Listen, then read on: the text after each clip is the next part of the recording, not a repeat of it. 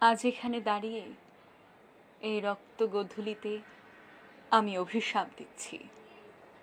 আমার বুকের ভেতর যারা ভয়ানক কৃষ্ণপক্ষ দিয়েছিল সেঁটে, মগজের কোষে কোষে যারা পুঁতেছিল আমাদেরই আপনজনের লাশ, দগ্ধ রক্তাপ্লুত, যারা গণহত্যা করেছে শহরে গ্রামে টিলায় নদীতে ক্ষেত ও খামারে, আমি অভিশাপ দিচ্ছি নেকড়ের চেয়ে অধিক পশু সেই সব পশুদের।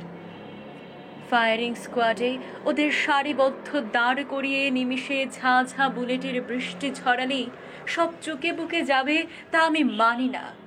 হত্যাকে উৎসব ভেবে যারা পার্কে মাঠে ক্যাম্পাসে বাজারে বিষাক্ত গ্যাসের মতো মৃত্যুর বিভৎস গন্ধ দিয়েছে ছড়িয়ে, আমি তো তাদের জন্য অমন সহজ মৃত্যু করি না কামনা।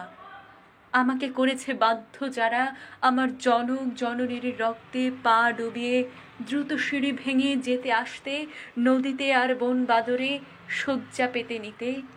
অভিশাপ দিচ্ছি আজ সেইখানে সেই দজ্জালদের।